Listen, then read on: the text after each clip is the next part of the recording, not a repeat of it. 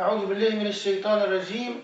بسم الله الرحمن الرحيم، والصلاة والسلام على أشرف المرسلين.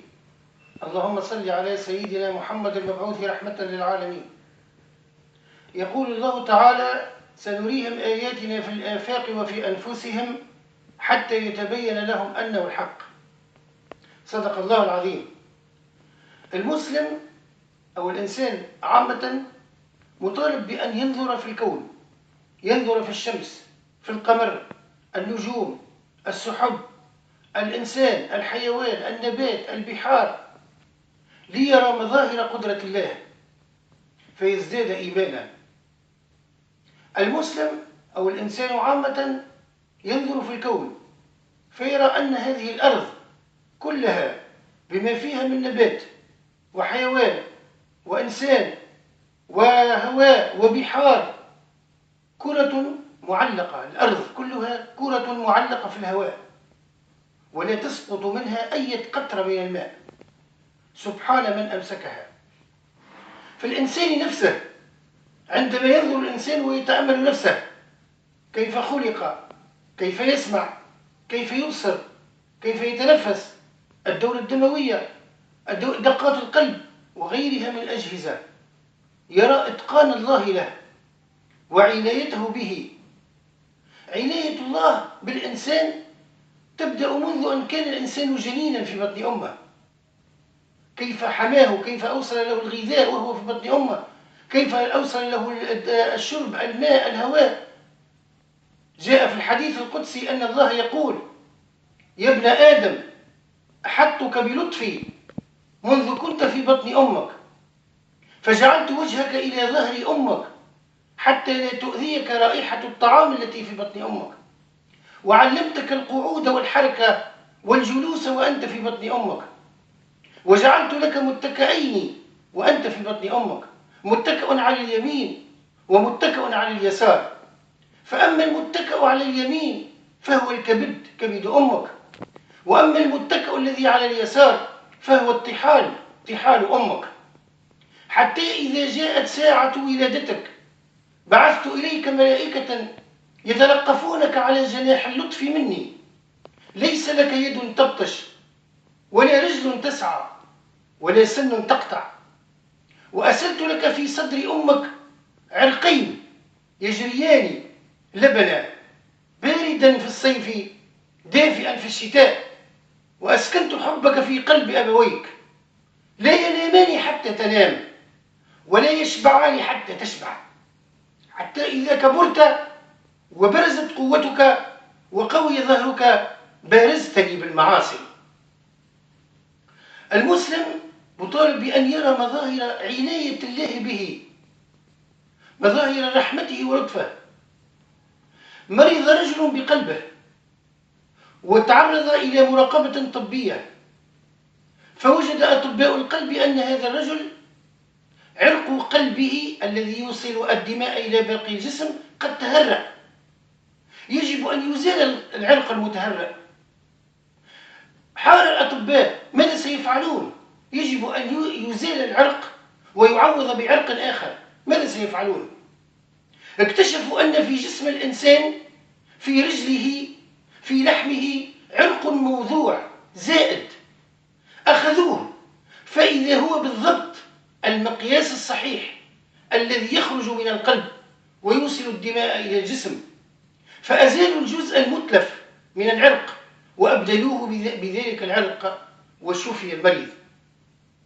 الإنسان كيف يتنفس؟ عليه أن يتأمل كيف يتنفس، كيف يبصر، كيف يفكر، كيف الأجهزة بداخله.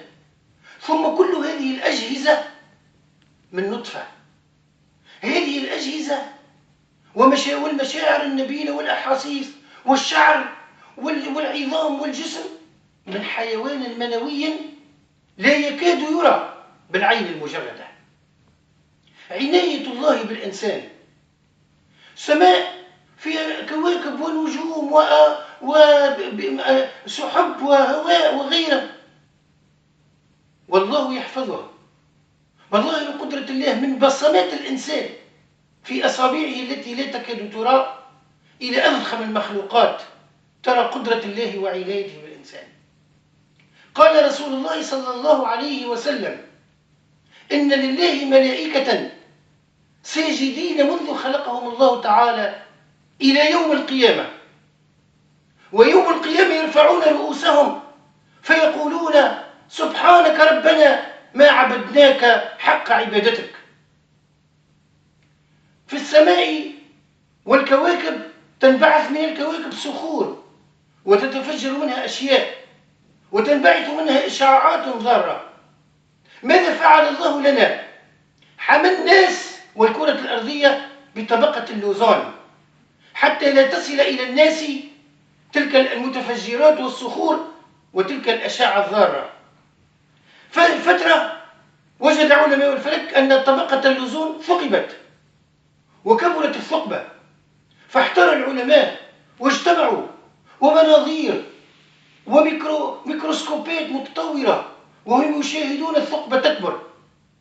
وبعد قليل لاحظوا شيئا عجيبا، لاحظوا كأن تلك الثقبة هناك من يخيطها، تخاط وتلتئم، كأن هناك خياط يخيطها. من هذا الخياط؟ إنه الله. لماذا يخيط تلك الثقبة من طبقة اللوزان؟ حتى لا تؤذينا تلك الإشعاعات الضارة وتلك الأشياء الضارة. إنها عناية الله.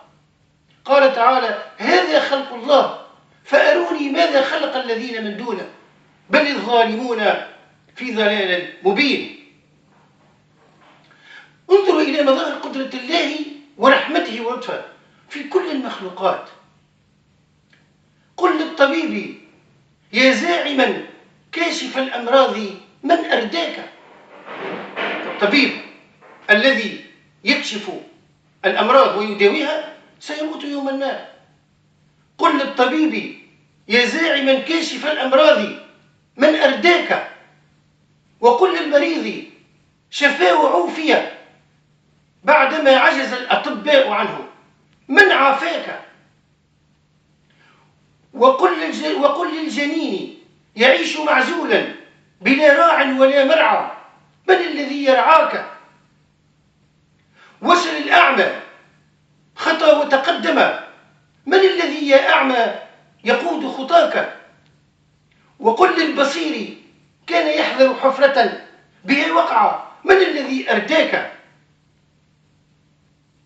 وقل للوليد: عند الولادة بكى من الذي أبكاك.